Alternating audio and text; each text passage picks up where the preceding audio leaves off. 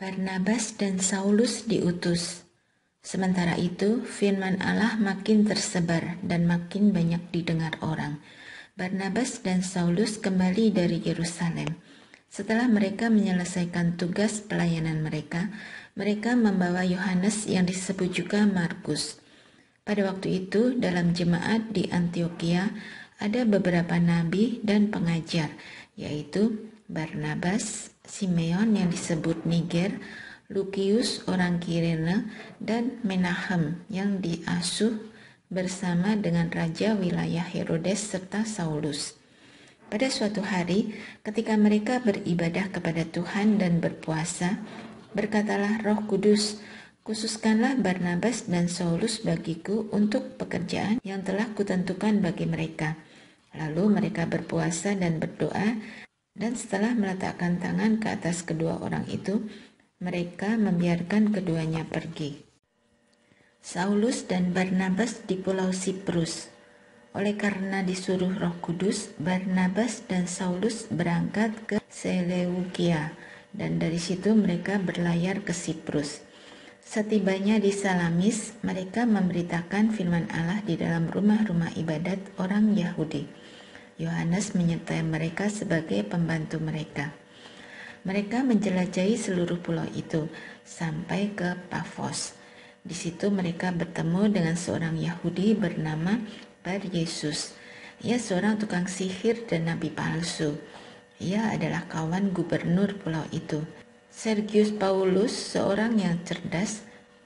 Gubernur itu memanggil Barnabas dan Saulus karena ia ingin mendengar firman Allah. Namun Elimas si penyihir, demikianlah arti namanya, menghalang-halangi mereka dan berusaha membelokkan gubernur itu dari imannya. Namun Saulus, juga disebut Paulus, yang penuh dengan Roh Kudus menatap dia dan berkata, "Hei anak iblis, engkau penuh dengan berbagai tipu muslihat dan kejahatan. Engkau musuh segala kebenaran. Tidakkah engkau akan berhenti membelokkan jalan-jalan Tuhan yang lurus itu? Sekarang, lihatlah, tangan Tuhan datang menimpa engkau, dan engkau menjadi buta beberapa hari lamanya. Engkau tidak dapat melihat matahari." Seketika itu juga orang itu merasa diliputi kabut dan kegelapan, dan sambil meraba-raba ia harus mencari orang untuk menuntun dia. Melihat apa yang telah terjadi itu, percayalah gubernur itu, ia takjub oleh ajaran Tuhan. Ke Antioquia di Pisidia, Paulus dan kawan-kawannya berlayar meninggalkan Pafos, kemudian tiba di Perga di Pamfilia. Namun Yohanes meninggalkan mereka lalu kembali ke Yerusalem. Dari Perga, mereka melanjutkan perjalanan mereka, lalu tiba di Antioquia di Pisidia. Pada hari Sabat, mereka pergi ke rumah ibadat, lalu duduk di situ. Setelah selesai pembacaan dari hukum Taurat dan kitab nabi-nabi, pejabat-pejabat rumah ibadat menyuruh bertanya kepada mereka, "Saudara-saudara, jika ada di antara kamu mempunyai pesan untuk menguatkan umat ini, sampaikanlah." Lalu bangkitlah Paulus. Ia memberi isyarat dengan tangannya, lalu berkata, "Hai orang-orang Israel dan kamu yang takut akan Allah, dengarkanlah. Allah umat Israel ini telah memilih nenek moyang kita dan membuat umat itu menjadi besar ketika mereka tinggal di Mesir sebagai orang asing. Dengan tangannya yang teracung, ia telah memimpin mereka keluar dari negeri itu. 40 tahun lamanya ia bersabar terhadap tingkah laku mereka di padang gurun setelah membinasakan 7 bangsa di tanah Kanaan. Ia membagi-bagikan tanah itu kepada mereka untuk menjadi warisan mereka selama kira-kira 450 tahun. Sesudah itu ia memberikan mereka hakim-hakim sampai pada zaman Nabi Samuel. Kemudian mereka meminta seorang raja, dan Allah memberikan kepada mereka Saul anak Kis dari suku Benyamin.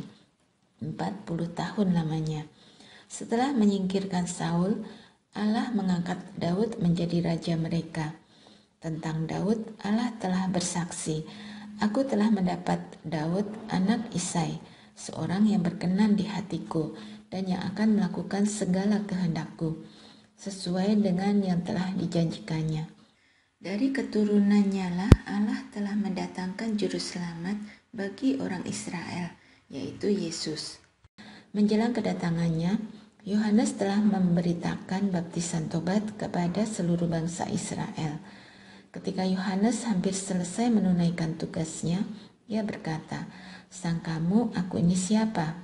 Aku bukan dia. Sesungguhnya ia akan datang kemudian daripada aku. Membuka kasut dari kakinya pun aku tidak layak." Saudara-saudara, kamu yang termasuk keturunan Abraham dan juga kamu yang takut akan Allah, kabar keselamatan itu sudah disampaikan kepada kita. Penduduk Yerusalem dan pemimpin-pemimpinnya tidak mengakui Yesus dengan menjatuhkan hukuman atas dia. Mereka menggenapi perkataan nabi-nabi yang dibacakan setiap hari Sabat. Meskipun mereka tidak menemukan sesuatu yang dapat menjadi alasan untuk hukuman mati itu, namun mereka telah meminta kepada Pilatus supaya ia dibunuh. Setelah mereka menggenapi segala sesuatu yang tertulis tentang dia, mereka menurunkan dia dari kayu salib, lalu membaringkannya di dalam kubur. Namun, Allah membangkitkan dia dari antara orang mati. Selama beberapa waktu, ia menampakkan diri kepada mereka yang mengikuti dia dari Galilea ke Yerusalem. Merekalah yang sekarang menjadi saksi-saksinya bagi umat ini. Kami sekarang memberitakan kabar kesukaan kepada kamu bahwa janji yang diberikan kepada nenek moyang kita telah digenapi Allah kepada kita, keturunan mereka, dengan membangkitkan Yesus. Seperti yang tertulis dalam Mazmur kedua, "Engkaulah anakku, hari ini aku telah memperanakkan engkau."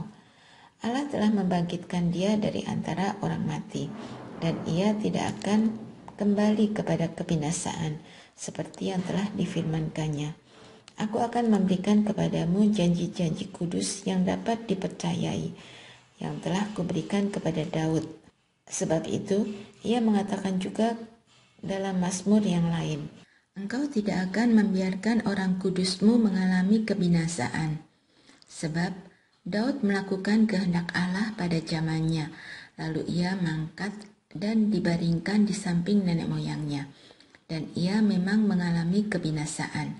Namun Yesus yang dibangkitkan Allah tidak mengalami kebinasaan. Jadi ketahuilah saudara-saudara, oleh karena dialah diberitakan kepada kamu pengampunan dosa. Oleh hukum Musa kamu tidak dapat dibenarkan, sedangkan di dalam dia setiap orang yang percaya dibenarkan. Karena itu waspadalah, supaya jangan berlaku atas kamu apa yang telah dikatakan dalam kitab nabi-nabi. Perhatikanlah, hai kamu penghina-penghina, tercenganglah dan lenyaplah. Sebab aku melakukan suatu pekerjaan dalam zamanmu, suatu pekerjaan yang tidak akan kamu percayai jika diceritakan kepadamu. Ketika Paulus dan Barnabas keluar, mereka diminta untuk berbicara lagi tentang hal-hal itu pada hari Sabat berikutnya.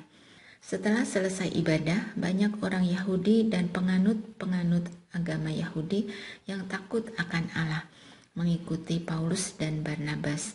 Kedua rasul itu mengajar mereka dan menasihati supaya mereka tetap hidup di dalam anugerah Allah. Pada hari Sabat berikutnya, datanglah hampir seluruh kota itu berkumpul untuk mendengar firman Tuhan. Tetapi ketika orang Yahudi melihat orang banyak itu, penuhlah mereka dengan iri hati, dan sambil menghujat mereka membantah apa yang dikatakan oleh Paulus. Namun dengan berani Paulus dan Barnabas berkata, "Memang kepada kamulah firman Allah harus diberitakan lebih dahulu, tetapi kamu menolaknya dan menganggap dirimu tidak layak untuk beroleh hidup yang kekal. Karena itu kami berpaling kepada bangsa-bangsa lain. Sebab inilah yang diperintahkan Tuhan kepada kami. Aku telah menentukan engkau menjadi terang bagi bangsa-bangsa lain, supaya engkau membawa keselamatan sampai ke ujung bumi." Mendengar itu bergembiralah semua orang dari bangsa-bangsa lain, dan mereka memuliakan firman Tuhan. Semua orang yang ditentukan untuk hidup yang kekal menjadi percaya. Lalu firman Tuhan disebarkan di seluruh daerah itu, ke Ikonium, Listra, dan Derbe. Namun, orang-orang Yahudi menghasut perempuan-perempuan terkemuka yang takut akan Allah dan pembesar-pembesar di kota itu. Mereka menimbulkan penganiayaan atas Paulus dan Barnabas dan mengusir mereka dari daerah itu. Tetapi Paulus dan Barnabas mengebaskan debu kaki mereka sebagai peringatan bagi orang-orang itu, lalu pergi ke Ikonium. Murid-murid tetap penuh dengan sukacita dan Roh Kudus. Di Ikonium pun kedua rasul itu masuk ke rumah ibadat orang Yahudi, lalu berbicara sedemikian rupa sehingga sejumlah besar orang menjadi percaya, baik orang Yahudi maupun orang Yunani. Namun, orang-orang Yahudi yang menolak pemberitaan mereka menghasut orang-orang bukan Yahudi dan membuat mereka gusar terhadap saudara-saudara seiman itu. Jadi, Paulus dan Barnabas tinggal agak lama di situ. Mereka berbicara dengan berani untuk Tuhan yang menguatkan berita tentang anugerahnya dengan mengaruniakan kepada mereka kuasa untuk mengadakan tanda-tanda dan mujizat-mujizat. Namun, orang banyak di kota itu terpecah menjadi dua. Ada yang memihak kepada orang Yahudi, ada pula yang memihak kepada rasul-rasul itu. Lalu mulailah orang-orang bukan Yahudi dan orang-orang Yahudi bersama pemimpin-pemimpin mereka berusaha untuk menyiksa dan melempari mereka dengan batu. Mengetahui hal itu, menyingkirlah rasul-rasul itu ke kota-kota di Likaonia, yaitu Listra dan Derbe dan daerah sekitarnya. Di situ mereka memberitakan Injil. Di Listra ada seorang laki-laki yang duduk saja, karena kakinya lemah dan lumpuh sejak lahir dan belum pernah dapat berjalan. Ia mendengarkan Paulus yang sedang berbicara. Paulus menatap dia dan melihat bahwa ia beriman untuk dapat disembuhkan. Kata Paulus dengan suara nyaring, "Berdirilah tegak." Orang itu pun melonjak berdiri, lalu mulai berjalan. Ketika orang banyak melihat apa yang telah diperbuat Paulus, mereka itu berteriak dalam bahasa Likaonia, "Ilah-ilah telah turun ke tengah-tengah kita dalam rupa manusia." Barnabas mereka sebut Zeus dan Paulus mereka sebut Hermes, karena dialah yang berbicara. Lalu datanglah imam dewa Zeus, yang kuilnya terletak dekat kota, membawa lembu-lembu jantan dan karangan-karangan bunga ke pintu gerbang kota untuk mempersembahkan kurban bersama orang banyak kepada rasul-rasul itu. Mendengar itu, rasul-rasul itu, yaitu Barnabas dan Paulus, mengoyak pakaian mereka, lalu menerobos ke tengah-tengah orang banyak itu sambil berseru, "Hai kamu sekalian, mengapa kamu berbuat demikian? Kami ini manusia biasa sama seperti kamu. Kami ada di sini untuk memberitakan Injil kepada kamu, supaya kamu meninggalkan perbuatan sia-sia ini dan berbalik kepada Allah yang hidup, yang telah menjadikan langit dan bumi, laut dan segala isinya." Pada zaman yang lampau, Allah membiarkan semua bangsa menuruti jalannya masing-masing. Namun, ia bukan tidak menyatakan dirinya dengan berbagai-bagai perbuatan baik, yaitu dengan memberikan hujan dari langit dan musim-musim subur bagi kamu. Ia memuaskan hatimu dengan makanan dan kegembiraan. Walaupun rasul-rasul itu berkata demikian, mereka hampir-hampir tidak dapat mencegah orang banyak mempersembahkan korban kepada mereka. Namun, datanglah orang-orang Yahudi dari Antioquia dan Ikonium, dan mereka mempengaruhi orang banyak itu, sehingga berpihak kepada mereka. Lalu mereka melempari Paulus dengan batu dan menyeretnya keluar kota, karena mereka menyangka bahwa ia telah mati. Tetapi ketika murid-murid itu berdiri mengelilingi dia, bangkitlah ia, lalu masuk ke dalam kota.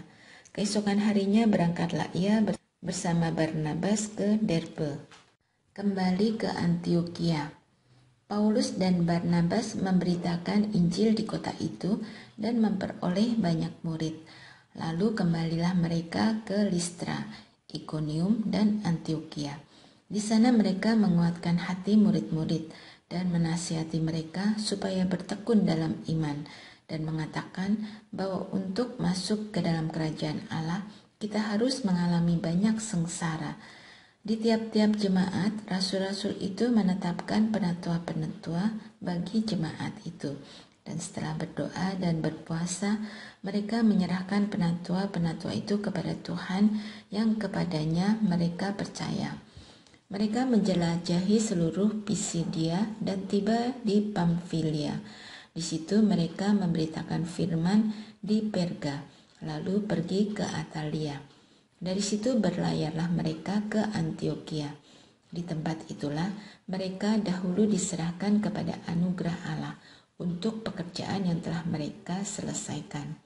Setibanya di situ mereka memanggil jemaat berkumpul, lalu mereka menceritakan segala sesuatu yang Allah lakukan dengan perantaraan mereka, dan bahwa Ia telah membuka pintu bagi bangsa-bangsa lain kepada iman. Di situ mereka lama tinggal bersama murid-murid itu.